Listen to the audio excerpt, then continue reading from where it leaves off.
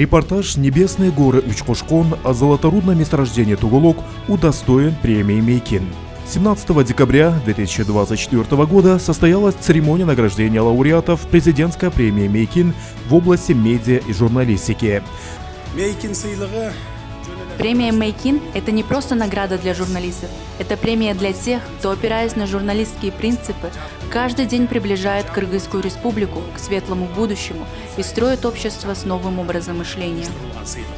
Репортаж Аиды Аматбековой о горном селе Учкошкон и золоторудном месторождении Туголок, представленный на конкурс межгосударственной телерадиокомпании «Мир», был признан лучшим в номинации «Мейкин Жанамен» и получил премию в 1 миллион сомов. В этом году, когда отмечается столетие кыргызской журналистики, вручение премии Мейкин имеет весьма символичное значение. Данная премия была учреждена указом президента Кыргызской республики и имеет общий призовой фонд в 10 миллионов сомов.